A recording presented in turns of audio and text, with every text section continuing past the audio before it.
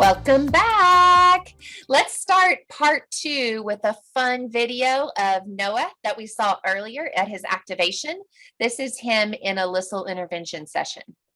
And he's probably only maybe a month into his first year. So he would be about 7 months old at this time. More.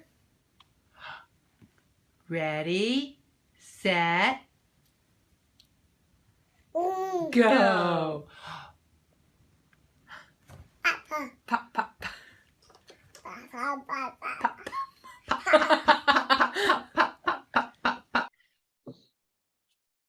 If we were to take a poll, I think we would quickly conclude that we have more fun in therapy than programming appointments. But that's okay. That's our job. It's cool to get to see Noah, and we're going to watch a little more of his journey in a minute. But let's pause and reflect on what are some things that between those cochlear implant programming visits that can happen in intervention. And this list is probably much too long for us to even cover in the time we have together. And perhaps this is something that could come up in our live session as further discussion. But therapy sessions, education sessions, intervention sessions can be used with a focus on cochlear implants to review the care and the maintenance of the cochlear implant sound processors.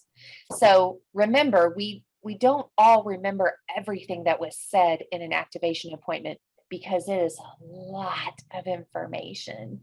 And, research shows us that oftentimes we aren't able to cater to certain learning styles efficiently in that short amount of time that's allocated for hearing aid fitting or a cochlear implant activation. So reviewing in ways that are meaningful to the caregiver's learning style. So are we doing demonstrations? Are we using video? Are we using handout? Are we providing it all verbally? Intervention sessions are a great time for us to go back there. Troubleshooting the equipment.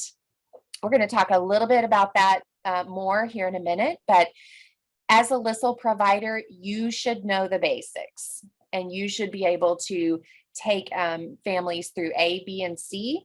And then once you reach your point of knowledge, know what to do next. Intervention sessions are a great time to focus on how do we keep it on and what is our wear time, because we know eyes open, ears on. We know outcomes are affected by how many hours in the day the child is wearing the device. Also, listening checks, when and how, and we'll talk about that again here in a minute. And another thing we'll talk about is remote microphones, and then also hearing issues or monitoring for changes post-programming, and then also the helpfulness of compiling a list of concerns or questions can help prepare the audiologist ahead of time. We'll talk more about that in a minute too. But let's talk about what we can do at every therapy session.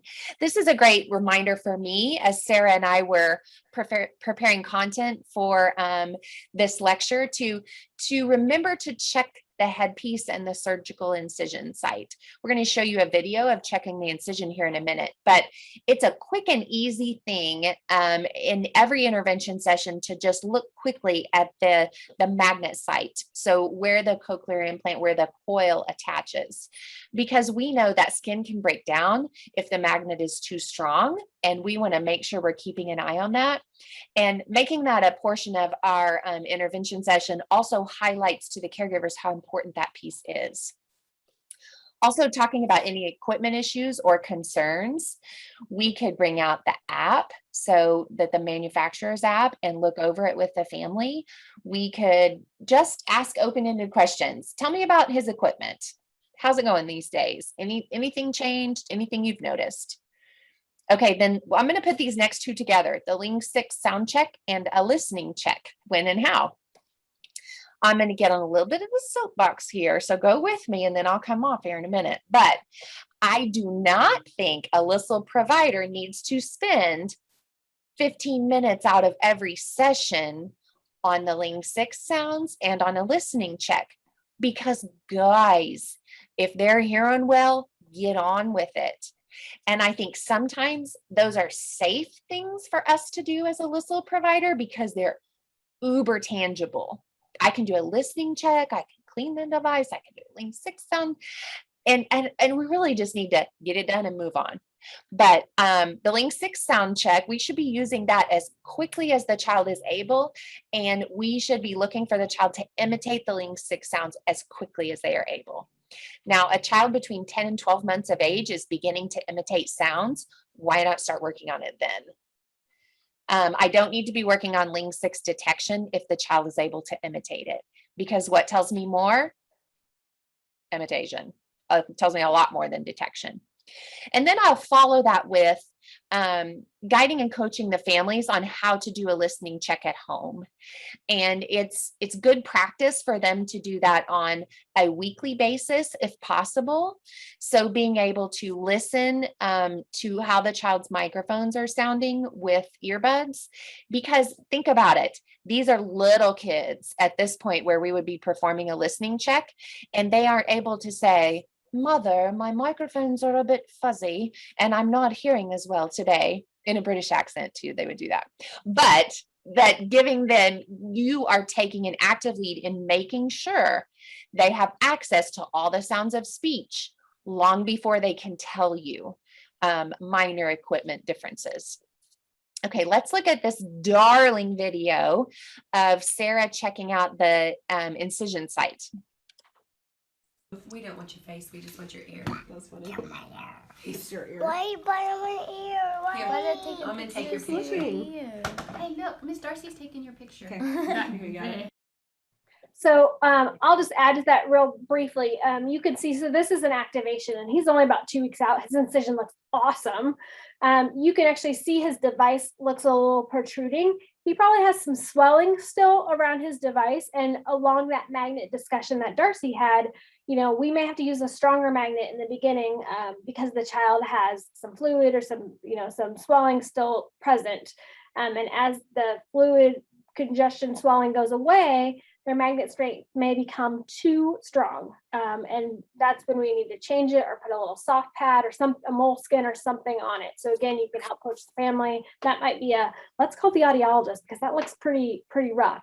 And if we have the magnet become too strong, we have to go without wearing it to let that part heal.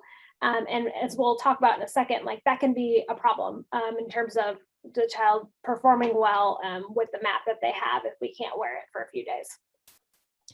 Sarah, do I need to check the incision site forever?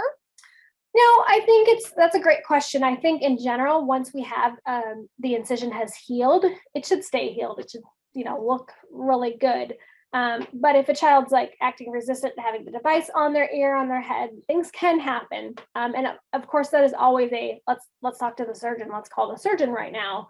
Even an audiologist, they call the audiologist. Audiologists will say to call the surgeon because that is not something in our scope to take care of, but it's in our scope to check and report and refer on if there's an issue. Great. Okay, this slide, the visualization of this is so true for what we experience in managing hearing technology, even just cochlear implants. There are so many types of processors and makes and models, and it can be overwhelming. In the almost 18 years I've been doing this, I think, wait a minute, I just learned how to pair that new N6 to the mini mic. Now we're going to do an N7 and it's going to be different. Oh, this old brain has a hard time keeping up. But I would challenge you as a LISL provider to know the basics and to know the resources. So if you are new to the field of being a provider in listening and spoken language, have your resources, have your manuals from the providers, have your printouts, have your stuff. Have your website starred, know some YouTube videos, be familiar with the apps themselves for the devices. And I would challenge you to be informed, but don't feel the pressure to know everything. Guys, I mess this up all the time. And guess what? My daughter learned in first grade, if you can't make a mistake, you can't make anything. And guess what?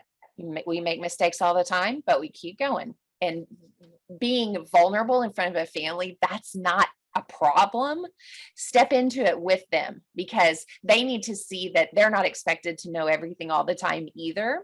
So keep in mind, the technology, the external especially, changes so often. So stay up to date with it as much as you can and keep those resources around, and don't be afraid to learn out loud with the family. I wonder if they show this on YouTube. Let's look it up. We can do this. We can figure this out, but also know your limitations. So there comes an A, B, and C that you know, and beyond that, how am I going to guide and coach this family to find this answer outside of the intervention session? Okay, this isn't a handout you're going to have. This is wonderful, wonderful, valuable knowledge. I'm not going to read it to you because you can read it yourself, but this gives just a few tricks of the trade that can help. And I'm going to turn it over to Sarah.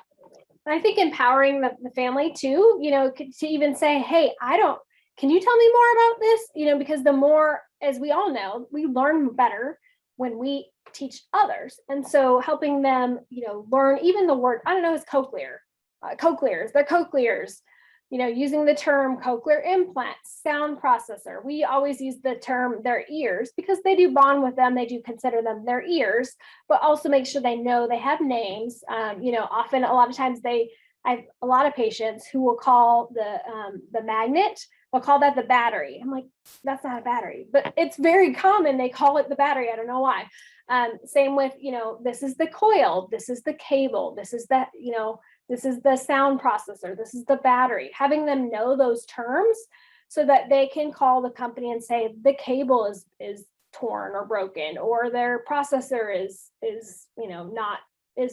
solid yellow. Having those words, the correct terminology, is super helpful. And also to start telling the kids, teaching the kids, oh, that's your sound processor. Yeah, we call them your ears, but it's a cochlear implant sound processor. Big, expanding their vocabulary as well so that they can verbalize that and learn that and manage themselves someday.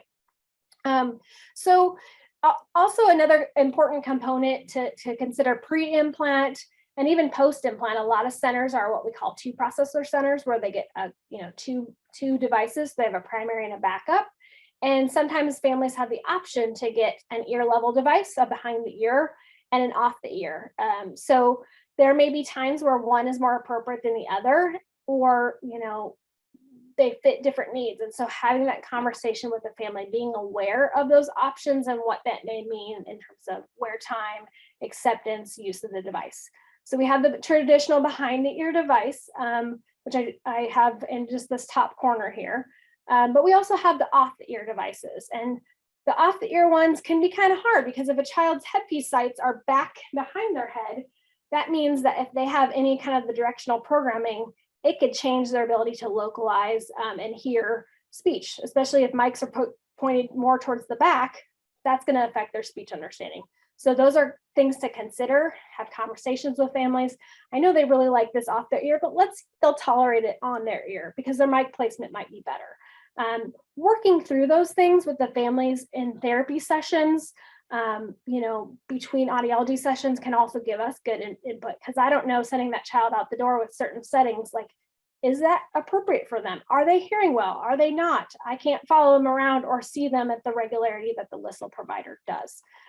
Working on retention. So you can see 2 of the Kanzo devices and other similar devices can be hard to maintain on the ear. So I love this one. It's like those Chinese yo-yos go, and it sticks. So if it gets hit off, it goes right back into place. Whereas if you use the regular retention, it gets knocked off, it's still off. So thinking through these strategies, trying, pilot's caps with the child, headbands with the child. This child in the bottom right-hand corner, I do not love the way she wears her devices. This was pre a Kanzo, pre and off the ear processor. She never liked things on her ears. And even to this day, she's 6. And I keep asking her mom, can we try on her ear? She's like, she will not let me get it anywhere near her. So we're trying to get her Kanzos because that would be better than up on her ear. Because if you think about it, she's got her mics pointed forward. So I would not want to have adaptive microphone settings on her. I'd want to have Omni so she can hear everything. But think of what that does to your localization. If you have two processors right here, there's no like separation of the ears for binaural listening. So we continue to have that counseling about this is affecting potentially our ability to localize sound. We've got to try and get them on her ears sooner than later. Like I said, I'd rather them wear it than not wear that at all. That's a pick my battles. But at the same time, we can continue to provide this counseling and help the family understand that. And maybe let's try a therapy session, big rewards. Okay, we're going to try the big girl ears. We're going to try it on our ears. 30 minutes. We'll get some candy. I don't know. I'm not against bribery, but I need to. So that's kind of considerations we need to think about. Microphone placement, pinna effect on ear versus off the ear. Is it pediatric friendly? Are there lights and indicators? Do the families understand what those indicators mean? Is it tamper proof? Is it safe? Is it durable? Is it the little tykes of cochlear implants, or is it like the, I don't know, I don't have a good analogy for China cabinet. China cabinet. Yeah. So those are the kind of things that we need to consider and discuss. Some additional things that I think about, this is a very wordy slide, but all children, in my opinion, should have noise reduction on from the get-go. Basically, that just takes the background noise sounds and tries to clear that out of the speech. It shouldn't take away from the speech if done correctly. Most of the companies are doing it correctly these days. But it may make it more tolerable for the child because the world is a noisy place. Microphone settings in terms of what we call directionality, or how the child hears in noisy environments, is something that we should discuss with our audiologists and make decisions on when to turn that on or turn it off. So like I said, and it's good to know that there's a lot of cool technology. Many years ago, we could barely tell if the device was working. Now we have all these indicators. We have apps that tell us what settings they're on, how it's working, how much time they're in speech. But even the most advanced technology can't determine intent or preference. They don't know, I don't want to hear the music above me at Target. I want to hear this person right in front of me. So things to keep in mind. Inquire about the patient's microphone settings if you have concerns. Encourage families to talk and ask about that as well. So I'm going to hand it over to Darcy to talk about some data logging. Data logging, does it matter? You hopefully know the answer to this, but think about at every cochlear implant programming session, we learn information about, on average, how often the child has his or her cochlear implant on and working during the day. What do we do with that information, though? And this is a critical role of the LISL provider in intervention services for children with cochlear implants. Let's look briefly at the research, and you can find this information in our references at the end of our lecture together. And so you can check these out and read more about them. But some key takeaways from a few studies. This one is the pediatric cochlear implant wear time and early language development. In a nutshell, the longer the child was utilizing the cochlear implant during the day, the higher our language scores. Direct correlation. And on the next slide, we're going to look at how do we know what waking hours are for children, and how do we know what are our benchmarks? So, for a long time we've known, okay, he's been wearing his cochlear implant 7 hours a day, and we think, oh, that sounds like quite a bit of time. But if he's 4, is that enough time? So this research that's you see listed here kind of tells us about what is a hearing hour percentage and what gives us benchmarks and what qualifies as full-time usage. And UNC pulled together the information from Galland et al. That talks about mean awake time, and then they calculated the hearing hours percentage as wear time over mean awake time times 100 gives us a percentage. And they gave us a full-time use as indicated by 80% of that. So we have benchmarks by ages that we can aim toward. And the next slide shows us, so what did we learn based on looking at full-time use and language outcomes? And these are our key takeaways from Park in 2019. All children who achieved full-time usage of their cochlear implant by 24 months of age had within normal limits language scores by 36 months. Huge. Age at full-time usage was a better predictor of outcomes than age that they got their cochlear implant. That'll blow your mind. That is huge. On average, it took 17 months for children to achieve full-time usage of their cochlear implant. And this last one is even kind of hard to even say, but only 21 out of 40 kids, a little more than 50%, achieved full-time usage of their cochlear implant by 24 months. Guess what, little providers? We got work to do. And this is a challenge to us all. Sarah's going to take it from here and talk about things that can help us with full-time usage.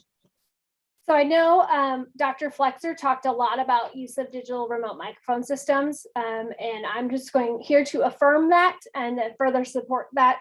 There are a lot of remote mics, and as she said, many of the cochlear implant devices today come with an accessory microphone that can be used with their devices. Many of these microphone accessories that come are awesome. Some are easier to use than others. Some require a little bit more effort to start streaming for them to hear. If they get out of range, they have to restart the streaming, whereas others are more automatic. Those are good things to know and be aware of, to have conversations with families about what's the most appropriate and easiest for them to use with a specific child. Everything is digital these days, so that's nice. And I just am adding in here, this is a new device that's being available because everyone likes the Roger Pen because it's easy and small, and there's a Roger Select that's more for groups. Now we're going to have the best of both worlds with this new Roger On device. And the thing about Phonax Roger devices is that they are compatible with all the sound processors. So they can be used regardless of the company. And that's a really nice thing. And they're also more automatic. So it allows the parent or the teacher to connect instantly. They come out, go out of range, come back, they instantly reconnect. So if Roger can be used, they're not paying me to tell you that. That's just the research that we've done that tells us that it's that much easier to use. The other microphones are great. Also, they just require a little bit more diligence to make sure that they are connected and functioning. Something to talk to the audiologist about if you have questions, or encourage the family to ask the educational audiologist if they're school age. I think some takeaways too is the world is a noisy place. So sometimes we see wear time go down in noisy places because children can get overwhelmed. This is a great example of, you can see the signal to noise ratio in most environments that children are exposed to are pretty terrible. Negative signal to noise ratio. So signal to noise ratios means that the signal versus the noise. So like if the speech is at 65 and the noise is registering at 60, that's a +5 signal to noise ratio. If the speech is at 65 and the noise is at 70, that's a -5 decibel signal to noise ratio. We know when we are in restaurants or places like that, most likely it's a pretty poor signal to noise ratio. And children who are still learning language need at least a 10, 15, maybe even 20 decibel signal to noise ratio, where the speech is much louder than the noise, for them to learn, hear, understand, and process speech. So this is another way, children typically take their devices off, tear them off in the car. Well, the car is a very noisy place, road noise, music, kids talking, whatever.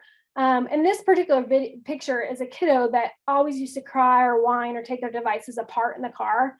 We got him a Roger system, and the mom, the first day on the way home, first time he didn't cry, whimper, take his devices apart, because she could talk to him the whole time, and it was like she was sitting right next to him when she couldn't. And so that's a pretty cool thing. And I think that can continue to not only get information to the brain, feed that hungry brain, but also promote device use and wear time. And, some people say, oh, that might make it a crutch. I don't feel that way. I don't think Dr. Flexer feels that way. But worst case scenario, use in situations where the child has no chance to hear without a remote mic. Briefly, this is a study that we just did for fun. Dr. Jace Wolf, our director of audiology and research, went ahead and tried to set up a Lena that would tell us about how the child would hear clear speech or intelligible speech in background noise with and without a mini mic or just a remote mic. And without the mini mic, that child in the 60-minute period with all that noise only heard 371 intelligible words. However, with use the same amount of time, same amount of information presented, with use of a mini mic or a remote mic, 8,600 words. That's a big difference. Think of what that does in terms of preparing a child to be able to understand speech, learn to listen and talk, be able to read, lots of cool implications. So this is a great tool to help families understand why it is important when they're not embracing it. And there's also a study that was done looking at, and I think Dr. Flexer shared this one as well, that promoted use at home, because it kind of reminded parents, oh, I have this microphone on, let me talk to my child, even though they're across the room or whatever. So just a great way to keep connected with the child.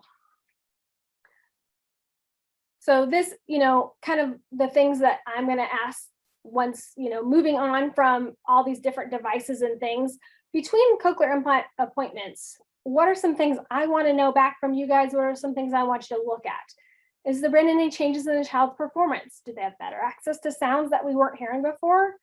Is the child struggling with specific sounds? What is he or she producing consistently? What maybe we're not hearing as well?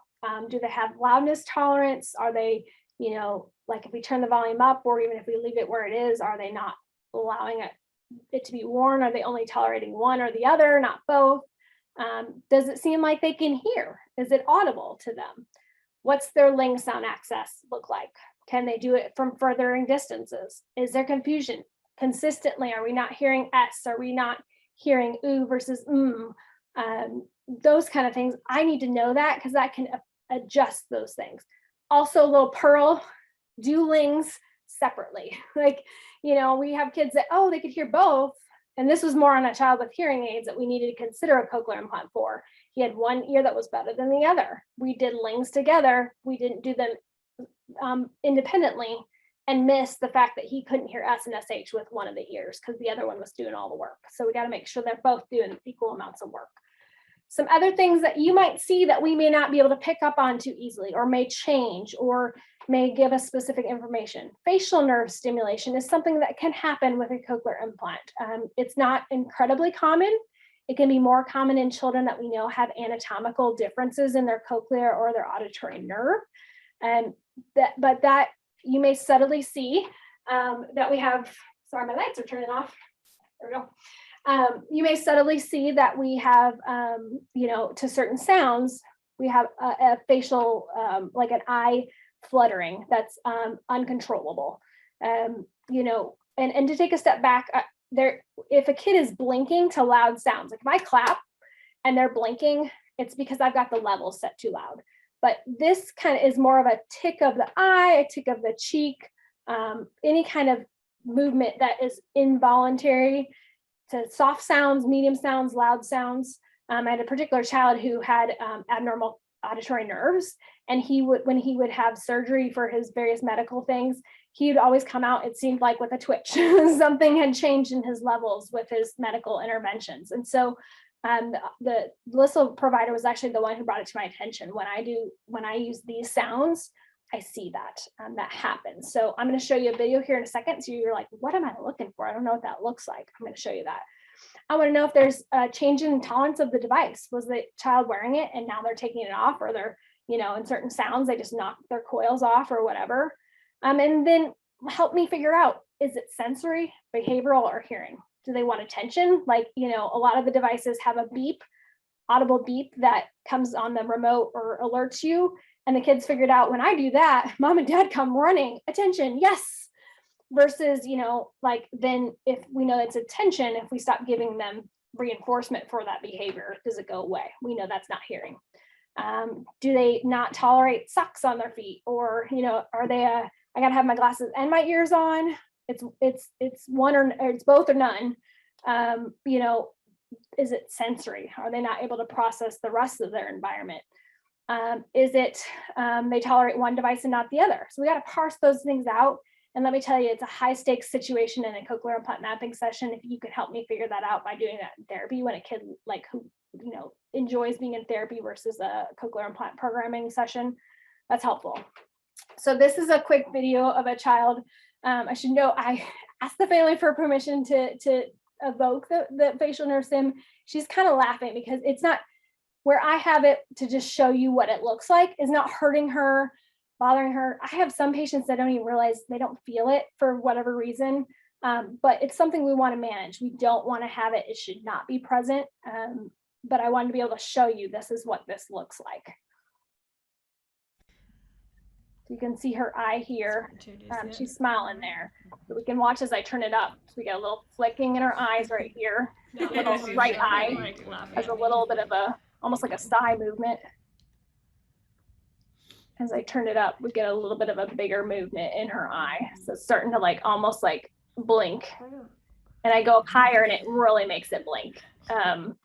So this is another time where in a mapping session, if I'm trying to figure out what electrodes are doing that, or if it's for all sounds, this is where it's great to have a LISL provider like a hawk watching that kid. I can do that too, but it's a lot easier when they're actually helping me keep the kid's head up, looking at me so I can watch for it. So that kind of tag team experience together.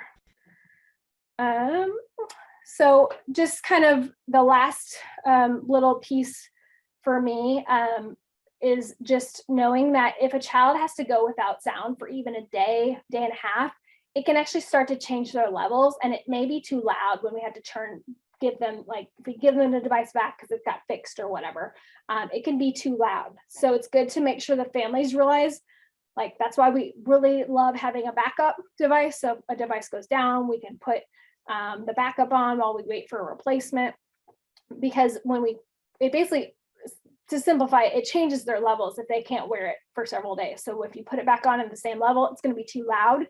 That could create a big problem and could even to some extent scare a child. So we don't want to do that and then have to take 5 steps backwards to go 10 steps forward.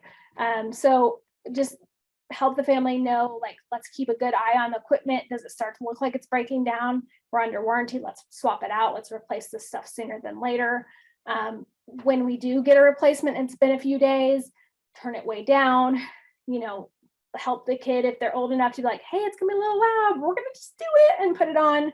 Or if you're concerned, get them into the audiologist to help bring that level back up and get them reestablished. Sometimes it just takes turning it way down and gradually introducing it back up, let the like kind of ear kind of settle back down, and it should be fine. But that's why consistent use and equipment and good working order is so important. Help the family get a loaner if needed. Okay, an integral part of ongoing monitoring is auditory questionnaires.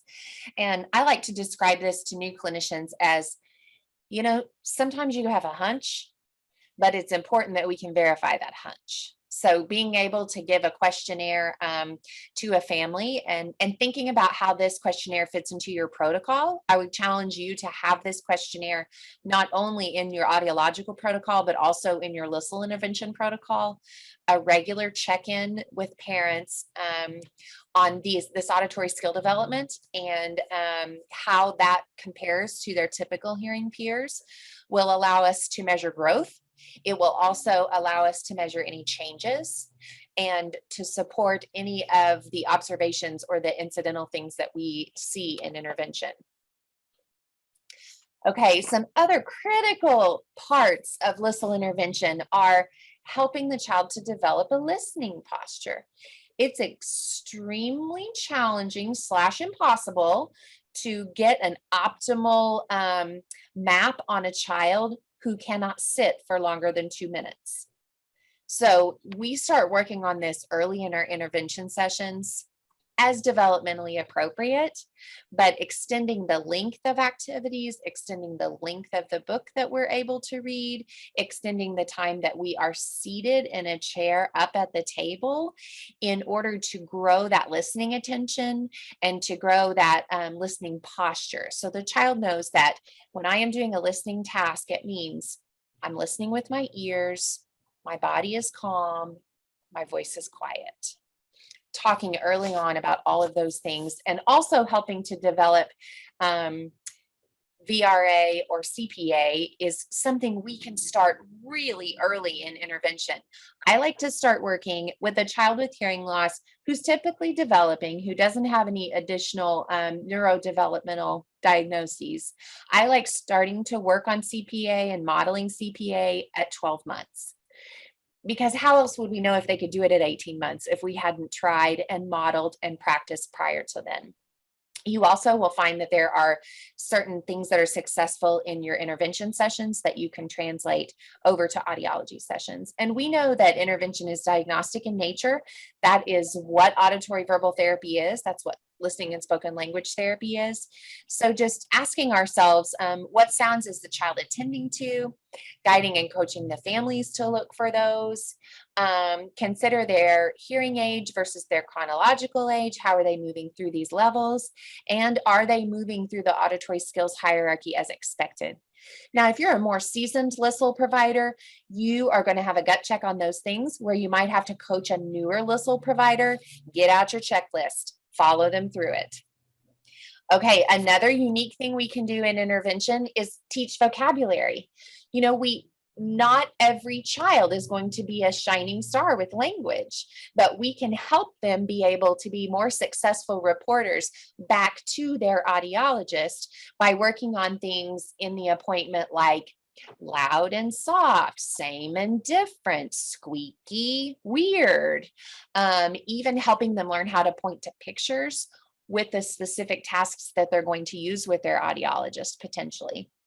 So some pearls. I already mentioned this one because it's a big one. Bring the same game or activity for CPA that you've used in therapy into the audiology appointment.